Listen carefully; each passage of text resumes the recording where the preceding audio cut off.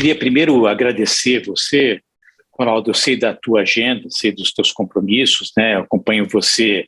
Hoje todo mundo acompanha as pessoas de perto e de longe, né? E constrói, na verdade, aí um senso de admiração muito grande, né?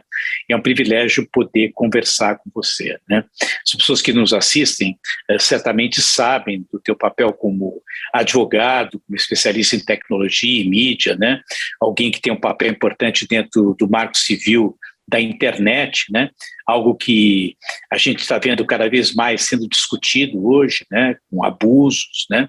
Questões aí de intolerância. Então, poder conversar um pouco com você, eu acho que é uma oportunidade para esclarecer coisas aí da minha curiosidade, provavelmente daqueles também que vão nos assistir, né? E eu queria partir falando a respeito de algo que você estreou nessa semana, uma temporada do programa Expresso Futuro, agora na África, né? Que é um contingente imenso, com uma cultura admirável, mas que infelizmente, a gente viu isso na pandemia, né? Carrega aí um passivo social, né? E alguns estigmas, né? Que têm que ser derrubados, né? Eu queria que você me contasse o que você encontrou por lá. Cláudio, primeiramente, que prazer falar com você. Olha, a admiração aqui é do meu lado, pelo seu trabalho, por tudo que você faz pelo Brasil, por São Paulo. É realmente fantástico. Então, minha honra estar aqui conversando com você. E super obrigado pela pergunta, tá? O Expresso, ele acabou de estrear no Fantástico, agora neste domingo, né? Acabamos de ter o primeiro episódio. Vai ter mais um episódio semana que vem. E são 8 episódios no Canal Futura. No Canal Futura, aí com 26 minutos, e aí o desenvolvimento completo, né, dessa jornada que eu tive lá no continente africano. E aí, que eu vi, né? Qual que é a minha primeira lição, e que eu acho que serve de lição também para o Brasil? Tem 3 coisas que estão transformando o continente africano. A primeira delas é demografia. É uma população muito jovem, a média de idade lá no continente é 18 anos. Só para ter uma ideia, a média de idade no Brasil hoje é 34. Cada ano que passa, a gente envelhece 2 anos. Então, a gente tem uma população que está envelhecendo rápido. E lá é a reserva de juventude e vitalidade do mundo, tá? Então, uma geração muito nova, muita gente jovem, querendo botar para quebrar. Segunda coisa que está transformando o continente é a conectividade. Está todo mundo se conectando, tá? Ou já conectado. A conexão de internet, ela é de boa qualidade, ela é barata, ela é acessível, e especialmente essa juventude, já está todo mundo com celular e articulada em rede social, em plataformas, e pensando conectividade também como inovação. Eu visitei, por exemplo, a Kibera, né, que é uma das maiores favelas do mundo, em Nairobi, e você olha para Kibera, né, e está cheio de torre de 5G. E eu testei a qualidade da conexão lá, chega a ser melhor do que a do Brasil. E mais barata, tá, Cláudia? É mais barato assinar lá a conexão do que aqui. Então, o segundo fator é conectividade. E o terceiro é mudança climática. O continente africano já está se posicionando para uma transição energética muito profunda, tá? Uma transição que envolve painel solar, geração de energia renovável, motores elétricos, né, veículos elétricos, inclusive motos e carros que você carrega hoje com painel solar, não fazem barulho, não poluem. Então, é um continente que está, inclusive nesse quesito, andando a passos mais largos do que o Brasil, né? Já está se posicionando para um mundo em que a eletricidade vai ser a principal forma de armazenamento de energia e que vai te permitir carregar o seu carro e todos os seus aparelhos usando qualquer tipo de fonte energética, inclusive painel solar. Então, esses 3 fatores conjugados são a lição para a gente também, né? A gente tem que pensar nesses 3 elementos e posicionar o Brasil para poder acelerar como o continente africano está acelerando hoje.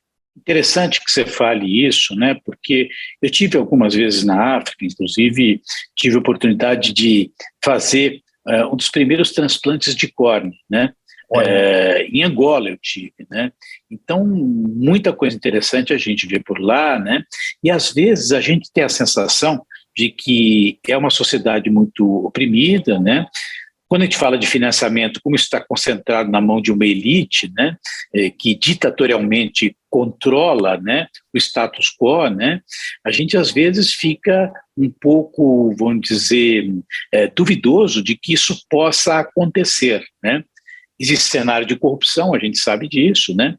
Mas o fato é que, pelo que você narra, né, houve uma priorização em termos de políticas públicas em temas que são sensíveis, né? Questões climáticas, né?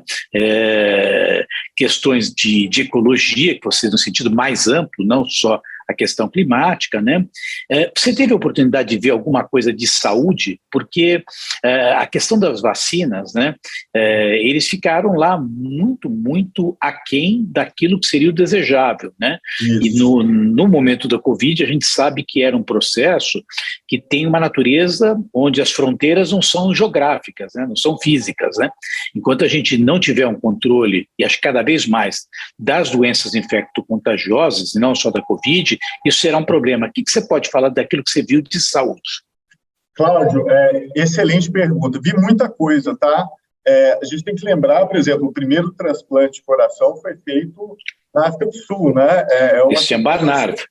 Africana, né? Então, a gente tem que lembrar disso também. E lá, eu fui, por exemplo, visitar o Centro de Pesquisa em Saúde de Manissa. Manissa é um distrito, uma cidade muito pobre ali em Moçambique, tá? E tem um dos centros de pesquisa mais avançados do mundo em pesquisa sobre malária. E, inclusive, participou, né, do desenvolvimento da primeira vacina da malária. A gente sabe que é uma doença negligenciada, infelizmente, porque é uma doença que acomete muito mais países pobres, né, que diminui ali o incentivo ao investimento, infelizmente, para pesquisa. E Manissa, eu fiquei muito impressionado com o modelo, não só de pesquisa, mas de atendimento à população. Veja só, o centro lá não só está envolvido com a pesquisa da vacina da malária, como também assumiu a resposta da Covid, né, de organização da população local, e faz um controle ali naquela população, é um perímetro bem grande, tá? Onde eles criaram uma espécie de acompanhamento permanente da saúde da população local. Então, eu tive no centro de pesquisa, fiquei impressionado, equipamentos de última geração, eles usando, inclusive, tecnologia de sequenciamento genético, tá? Participaram, inclusive, disso, usaram isso também no combate à Covid, fazem lá as análises clínicas, né, os clinical trials para as vacinas, e, ao mesmo tempo, acompanham e dão acompanhamento e tratamento e, enfim, gestão de saúde na prática para a população local. Eu, particularmente, nunca tinha visto um modelo como esse, tá? É um modelo que eu vi experimental, tem muito apoio estrangeiro também, tem recursos espanhóis e outros investidos lá, e é um lugar que é uma população pobre, uma população que a gente vê que de fato, enfrenta todos os desafios que a gente já conhece sobre a África, mas no meio disso, algo realmente de ponta e com um potencial, você veja, de produzir uma vacina para a malária, e isso tem impacto no continente todo, algo que melhora a vida, vai salvar muitas vidas, melhora a economia e lida com esse problema que é endêmico ali, em muitas regiões do continente. Então, isso eu fiquei muito impressionado. Falei, poxa, é interessante. E sobre o continente, como você bem falou, a gente já sabe que tem muita pobreza, problemas de tudo que a gente possa imaginar, mas a gente tem que olhar muito a questão da aceleração, né? Não é a velocidade que o continente está agora, mas é o quanto ele está conseguindo se acelerar para conseguir, eventualmente, conquistas, né, que podem até colocar muitos dos países lá na frente, até do que o Brasil está nesse momento. Então, a minha lição temos que acelerar também, porque se a gente não acelerar, pode ser que tenha países africanos que passem a gente em algumas áreas, tá? A gente poderia comentar várias coisas, antes de ir para outra pergunta, né? A questão da malária com a cloroquina, né? Vai acabar com o mercado da cloroquina, Né? Pois é, Mas cloroquina, tá? e quando você fala dos países africanos, eu queria até fazer uma consideração, né, que o Bibi Netanyahu, quando ele começou a criar um espaço para o desenvolvimento de relações bilaterais, né, grande parte daquilo que ele tentou levar de tecnologia foi justamente para a África, né? E hoje, quando você olha o sucesso das startups, né, israelenses, e se você somar todas as empresas de capital aberto que foram IPO na área de tecnologia da Europa, não dá aquilo que Israel fez, né? Grande parte desse impulso é por relacionamento com a África. Então a gente não pode fazer julgamentos sem entender com profundidade aquilo que está acontecendo. Mas você é o idealizador do Marco Civil da Internet, né? Que é uma lei que estabelece princípios, garantias, direitos e deveres sobre o uso da internet no país, né? E recentemente, numa entrevista para a Folha de São Paulo, você comentou sobre a censura e sobre a liberdade de expressão, né? Sabemos que tem uma linha que é crítica, né? Entre aquilo que é liberdade de expressão e intolerância, né? Como debater o discurso, aliás, ou combater o discurso de ódio, as grosserias e as fake news, né? Preservando a liberdade de expressão. Excelente pergunta. E, aliás, só te dar um spoiler, eu estou planejando a próxima temporada de Expresso Futuro e tem uma grande chance de ser em Israel, tá? Exatamente por causa da potência que Israel se transformou em inovação.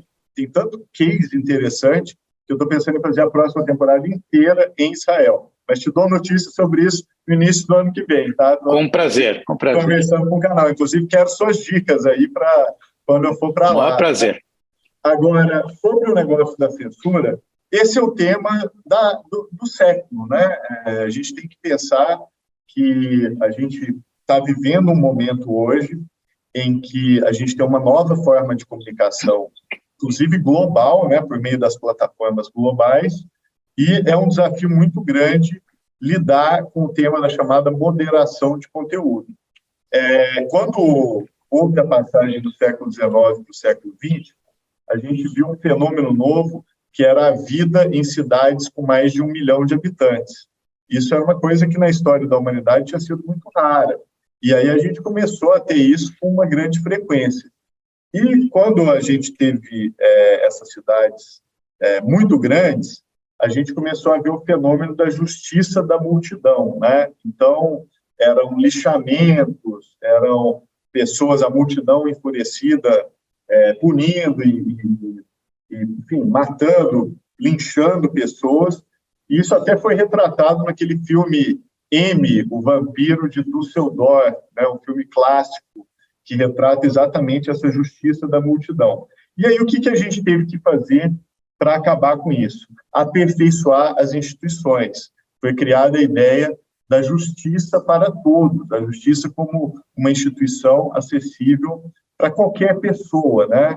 Então, quando você se sentia agravado ou alguém cometia um crime, não era mais a multidão que punia, era o poder judiciário, que poderia ser provocado por qualquer pessoa e que, através de um processo racional, de devido processo legal, de análise de provas, você aí tinha o poder do Estado substituindo a justiça feita pela multidão. Então, essa evolução institucional foi muito importante, acabou em grande medida com a justiça da multidão, e o que a gente tem de desafio hoje é a passagem do século XX para o século XXI, onde o problema agora não é mais a cidade com mais de 1 milhão de habitantes, são plataformas com mais de 1 bilhão de usuários, né? Então, a gente tem o YouTube, o Twitter, o Facebook, o WhatsApp e várias outras, em que, pela primeira vez, você tem mais de 1 bilhão de pessoas convivendo naquelas plataformas.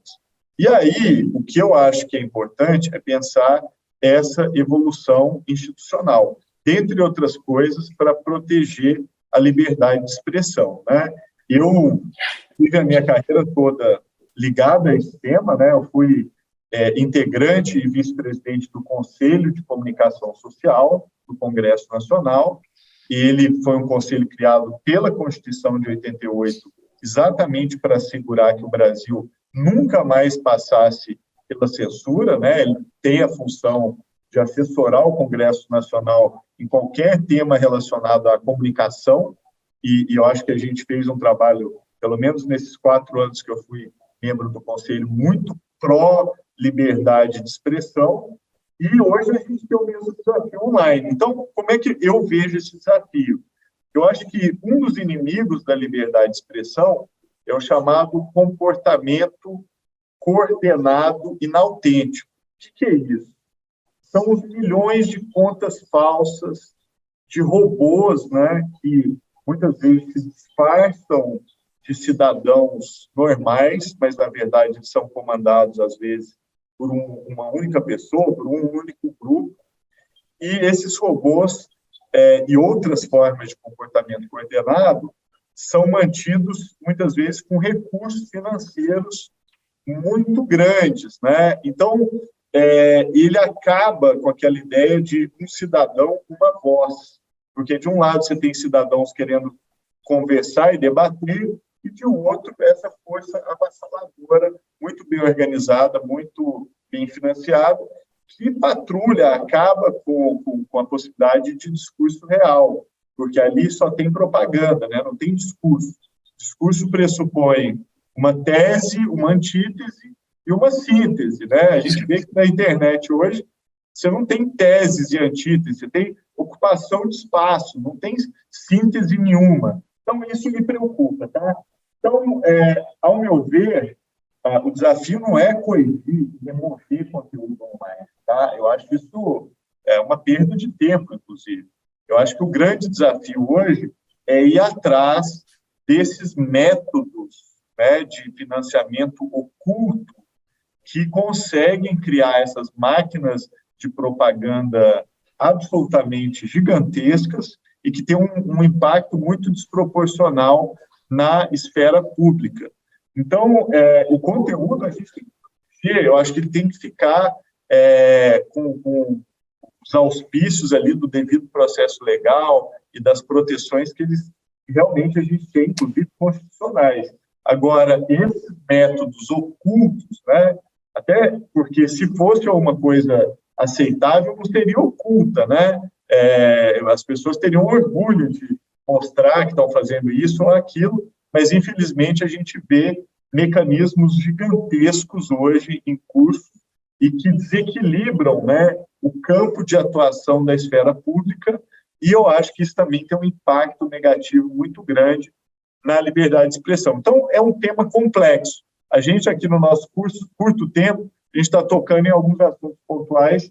Um dos que eu acho importantes é exatamente esse. Até hoje saiu uma matéria da revista Wired, que é uma das principais revistas de tecnologia, escrita pelo Steven Levy, que é um grande escritor sobre tecnologia, já fez o perfil do Steve Jobs, do Mark Zuckerberg, e ele é, talvez, uma das principais vozes críticas, né, do Vale do Silício.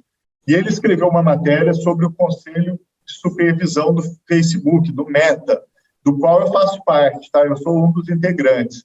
E esse conselho é um conselho independente, ele foi criado pelo Facebook exatamente para ser independente, com uma dotação financeira muito significativa, de mais de 200 milhões de dólares, tá? Então, a gente tem um prazo de operação longo, de 9 anos, somos hoje 25 integrantes, e o conselho tem sido chamado de a Suprema Corte do Facebook, exatamente porque ela tem a capacidade de tomar decisões finais sobre a plataforma, Facebook e Instagram, com relação a conteúdos que devem ficar ou não.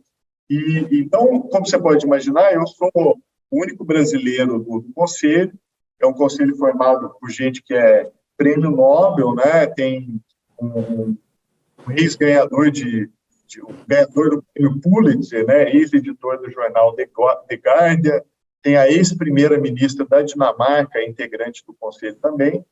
De Minas Gerais só tem eu, por enquanto, assim, mas eu gosto de dizer que quem sabe mais para frente.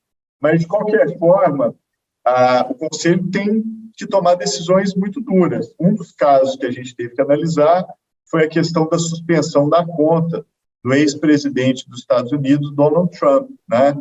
Que foi um caso de repercussão mundial, onde o Facebook tomou a decisão e pediu para o Conselho analisar. E o Conselho referendou a decisão da plataforma, só que nós discordamos de que esse banimento do ex-presidente dos Estados Unidos devesse ser feito por prazo indeterminado. Então, nós devolvemos a bola para o Facebook, dizendo, olha, primeiro, vocês têm que resolver a questão da regra, que tem que se aplicar a todos e a todas, e a segunda coisa, prazo indeterminado não é aceitável. Então, vocês têm que tomar uma decisão sobre qual é o limite, né, da extensão desse banimento. Então, esse conselho tomou muita decisão agora no período da pandemia sobre as questões do Covid, né? Como a gente sabe, teve muita desinformação sendo circulada sobre o combate à doença, e essas desinformações eram feitas pelo Instagram, pelo Facebook também. Então, nós tivemos que rever algumas das políticas da empresa e analisar essas políticas e sugerir, inclusive, mudanças com relação à forma como você lida com desinformação que pode levar à morte, né? Que é algo que, inclusive, não faz parte da ideia de liberdade de expressão. Quando a gente olha os tratados internacionais de direitos humanos, a gente vê que, por exemplo, incitação à violência não faz parte de liberdade de expressão. Discriminação, por exemplo, racial, ou com relação a minorias étnicas, também não fazem parte da liberdade de expressão, assim como não faz parte informação que pode levar pessoas à morte, né, que podem colocar pessoas em risco. Então, a gente teve que analisar esses casos exatamente para ponderar o limite entre o dever e direito à informação, né? Eu acho que todo mundo, ainda mais numa pandemia, tem que estar não só bem informado, mas debater as formas de combate à pandemia, que é um fenômeno complexo, agora, sem colocar vidas em risco, né? Quando você tem possibilidade de alguém morrer por causa de uma determinada informação que está circulando, aquilo tem que ser visto com muita cautela.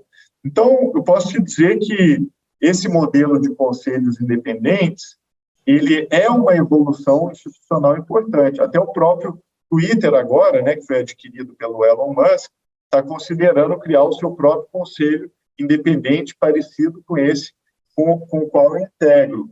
Então, é uma evolução, e uma evolução pró-liberdade de expressão, tá?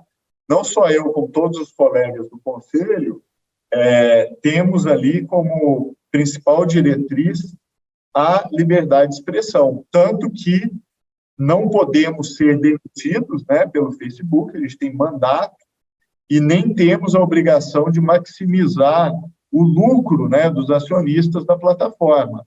A nossa obrigação é ponderar a defesa da liberdade de expressão, tendo em vista o arcabouço dos direitos humanos, que são assinados, aliás, pela maioria absoluta dos países do mundo, tá? Então, é uma tarefa hoje que não é fácil, é uma tarefa hoje, talvez, das mais difíceis que existem, mas tem que ser pensada, porque, da mesma forma que a gente falou lá da virada do século XIX para o XX, no século que a gente está vivendo, esse convívio de bilhões de pessoas ao mesmo tempo em plataformas digitais trouxe esses desafios novos. E a gente tem que começar a pensar sobre eles e como é que as nossas instituições podem evoluir para dar conta desse desafio que é tão grande, tá? Eu imagino que a gente, no correr de uma história tão profunda, né, na qual nós buscamos cada vez mais fortalecer o conceito da democracia e da livre expressão, seria um absurdo a gente voltar agora com crivos de censura, né? Mas realmente os limites têm sido ultrapassados, né? Quando a gente olha dentro da lógica do marco constitucional brasileiro, né, e você é um advogado, sou eu um médico que vai querer talvez dizer a você, né, a gente sabe que a liberdade de expressão, ela encontra um limite, justamente naquilo que ela afronta o próximo, né? Que na ética weberiana é o conceito clássico, quer dizer, você pode fazer tudo, principalmente aquilo que for bom para o teu semelhante, não necessariamente olhando para você, né? A questão é que as pessoas estão usando essa tal liberdade de expressão, que começa desde uma postura de um hater, né, até alguém que, de repente, quer defender uma doutrina que ele acredita sem qualquer métrica, daquilo que pode repercutir dentro da sociedade maior, né. Acho que é um processo no qual nós estamos nos amadurecendo. Você, no domingo, na tua coluna da Folha, comentou sobre a oportunidade e a importância do presidente eleito no processo de recuperação da agenda tecnológica do país. O quanto que nós perdemos nos últimos anos? Vale só falar 3 minutos, não pode falar mais, tá? Vou contar, eu sou bom disso, tá? Vou falar 2. É o seguinte, eu acompanhei os debates, né, presidenciais do primeiro e segundo turno e fiquei esperando ansiosamente por alguém que falasse sobre tecnologia, tá? Falaram de muitos assuntos, se xingaram muito, né, como a gente sabe, mas sobre tecnologia ninguém falou. Isso me toca, viu, Cláudio? Porque não existe país do mundo hoje que possa almejar o desenvolvimento sem pensar o que quer da tecnologia. E o Brasil já teve um papel de destaque nessa área. De 1992 a 2014, nós fomos uma das lideranças globais em governança tecnológica. E, infelizmente, de 2014 para cá, nós perdemos completamente esse protagonismo. O Brasil virou vítima de decisões tecnológicas que foram tomadas em outros lugares. E um dos sintomas da gente ser vítima é essa convulsão social que a gente vive hoje por causa de fake news e comportamentos inautênticos, né, coordenados, e isso é uma lástima. Então, eu acho que a gente precisa urgentemente de uma agenda tecnológica, por 2 razões. Primeiro, para nos desenvolvermos, né? Que país vai se desenvolver hoje sem participar da economia do conhecimento? Nenhum. E a segunda coisa, porque não podemos mais ficar só no papel de vítimas da tecnologia. A gente precisa saber o que a gente quer dela. Então, estou aqui na luta. Até agora também não ouvi nada. Vi alguma coisa sobre economia, alguma outra coisa, mas sobre tecnologia propriamente dita, me parece que a agenda continua à deriva, tá? É uma pena, né? Porque aí, voltando de novo para a questão da saúde, né? Quando a gente olha toda a questão tanto do financiamento, aumento da expectativa de vida, né, e a necessidade de a gente coibir abusos, né, desperdícios, né, a experiência digital dentro da área da saúde certamente seria uma das mais importantes ferramentas de equidade, né? E eu, nas poucas oportunidades que tive um papel, inclusive como presidente de uma comunidade, de manter uma certa equidistância, né? Com o presidente do país, sim, pretendo conversar, né? Com quem viesse a ganhar e com quem quiser conversar, né? Mas eu acho que o Brasil, sem um plano digital de saúde, né, com tanta coisa podendo acontecer aí, um data lake enorme para a gente poder automatizar processos, né, aumentar a segurança, e eu estou esperando até agora também. Aliás, não vi o real interesse, né? Eu vejo um pouco de marketing, inclusive do atual governo, né? Falando de telemedicina. Aliás, eles até foram contra o Conselho Federal de Medicina, né? Que quis amarrar a coisa, né? Lamentável, né? Mas, enfim, quer dizer, eu estaria esperando algo a mais disso. Agora, uma pergunta meio em tom de curiosidade de fofoca, né? Como é que você percebe a compra do Twitter pelo Elon Musk? Ele quer, na visão passada, quer dizer, quem queria ter poder queria controlar a mídia, né? Ele está buscando, através do recurso financeiro, ampliar a sua gama de poder, ou ele tem uma estratégia por detrás disso para, de fato, trabalhar com o compromisso de levar mais tecnologia e melhorar a vida das pessoas? Ponto importante. E só um comentário rápido sobre saúde. Como a gente sabe, saúde está sendo transformada por tecnologia, né? O Brasil deveria ter um plano nacional sobre dados. A saúde está sendo transformada por dados. A gente poderia colocar a saúde, inclusive a saúde pública, num outro patamar se a gente tivesse um norte, um horizonte sobre o que a gente quer fazer com dados de saúde. Então, eu acho isso uma oportunidade gigantesca de desenvolvimento, inclusive na área da saúde, tá? Então, estamos juntos nessa batalha, tá, Cláudio? Isso é muito importante. Já o Elon, né, o que acontece? Muita gente foi pessimista com a compra do Twitter por ele, Eu sou um grande otimista, no seguinte sentido, ele, para fazer as reformas que ele quer, tirou o Twitter da bolsa. Então, por exemplo, ele anunciou que quer acabar com os robôs, o que eu acho ótimo. E para acabar com o robô, realmente não dá para o Twitter ter ação em bolsa, porque isso vai diminuir cliques, vai diminuir para valor de publicidade, né? Vai diminuir tráfego. O robô dá tráfego, né? Para ninguém, mas dá, e isso acaba sendo contabilizado. Então, ao tirar a empresa da bolsa, ele tem uma liberdade de experimentação muito grande. Isso eu acho fantástico. Então, ele está propondo acabar com o robô, permitir autenticar todo mundo do Twitter, você poder falar em seu próprio nome, com aquela marquinha azul, até está dizendo que vai cobrar por isso.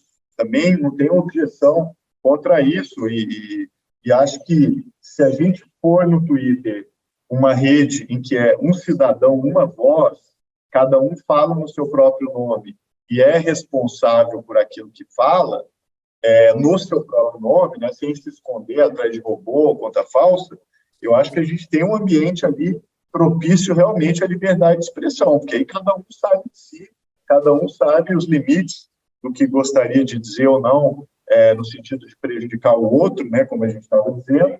Então, eu sou um entusiasta. Eu acho que se o Musk fizer tudo isso que ele está dizendo que vai fazer, vai ser um experimento que é capaz de fazer uma contribuição para o mundo em que a gente vive muito grande. Agora, que ele vai ter desafios, não tenha dúvida, tá? Talvez ele não saiba ainda a dificuldade que é gerir uma plataforma, especialmente do ponto de vista da moderação de conteúdo. Não é fácil. E agora, por fim, metaverso. O que é real, tangível? O que é exagero por detrás desse mundo? Olha, metaverso tem muito exagero, tá? Primeira coisa é que ainda não tem metaverso, né? A segunda coisa é a seguinte: as pessoas pensam no metaverso como se fosse um lugar. Metaverso não é um lugar, ele é um tempo. Que tempo é esse? Ele é o tempo em que aquilo que acontece no plano virtual, né, digital, é mais importante do que o que está acontecendo no plano da realidade. Então, hoje, por exemplo, agora essa conversa nossa, para você e para mim, isso aqui pode estar muito mais importante do que está acontecendo aqui ao nosso lado. Isso já é um prenúncio de um metaverso, né?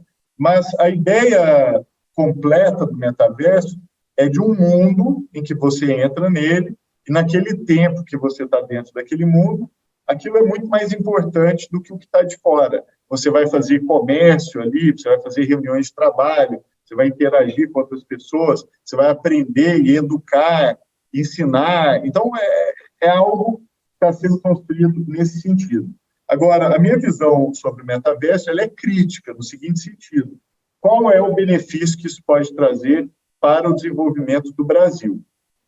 E aí, sendo muito rápido, o metaverso ele precisa de muito servidor para rodar, né? Ele precisa de uma capacidade muito grande de fazendas de servidores. Ele precisa também de código muito sofisticado, tanto que a Microsoft comprou a Activision, né, que é uma empresa de games, pagou 70 bilhões de dólares, exatamente pelo código que a Activision tem, que depois pode ser gerado e transformado em mundos virtuais, tá? Então, qual é a competitividade do Brasil nesses dois elementos do metaverso? É muito pouca. A gente não vai ter fazenda de servidor no país rodando metaverso, nem vamos ter bibliotecas de código gigantescas rodando no metaverso. Então, o que sobra para o Brasil é só uma participação na camada de cima, que é a camada de aplicações do metaverso, que, na minha visão, é muito pouco, tá? Então, quando eu olho para o metaverso, eu não enxergo muitas oportunidades de desenvolvimento para o país. Eu acho que tem mais oportunidades em inteligência artificial e na chamada Web3, né, as tecnologias descentralizadas, muitas delas rodando em blockchains, do que no metaverso. O metaverso, na medida que ele se expande, ele exclui os países que não dominam nem servidores e nem código, que é o nosso caso. você entendeu? E isso me preocupa um pouco. Eu gostaria de ver o Brasil competitivo em tecnologia. E não sei se o metaverso vai nos ajudar nesse sentido, tá? Eu acho que para isso vai ter que existir por parte daqueles que vão ocupar a liderança do país a sensibilidade de que a tecnologia tem que ser usada no sentido estruturante, né? Você não pode fazer cálculo de retorno de investimento nisso, porque isso vai criar ferramentas para oportunidades do país, uma inserção que se faz fundamental, né? Em termos de inclusão social e competitividade, né? Eu acho que é uma coisa que talvez aqui entre nós, né? Espero que eles tenham capacidade de entendimento do que isso pode representar em relação ao futuro. Ronaldo, eu queria dizer para você que é um prazer realmente conversar com você. Eu faço isso sistematicamente, né? Mas com você eu fiquei encantado, tá? A gente começou podemos até comentar com os outros, estava um pouco atrasado nós dois, né? E eu lamentei, né? E vou me permitir te convidar oportunamente para a gente poder almoçar, conversar um pouco. Realmente muito bom escutar você para abrir a cabeça da gente aí e poder, de fato, compartilhar com uma figura que eu já observava como sendo brilhante. Muito obrigado mesmo, viu? Eu que te agradeço, Cláudio. É uma honra, tá? O setor de saúde é um dos que eu mais acompanho. Fui do conselho do Hospital Oswaldo Cruz por 5 anos, não sou mais, tá? Mas acompanhava ali com muito gosto a questão da saúde do ponto de vista de um hospital. E conte comigo, tá? Eu sou grande admirador do seu trabalho e acho que o impacto que você traz, não só para o Brasil, mas também para a cidade de São Paulo, é único. Então, eu, como habitante de São Paulo, também te agradeço por tudo, tá? Pode contar comigo. Um grande obrigado, viu? Obrigado mesmo. Um abração. Tchau, obrigado, tchau.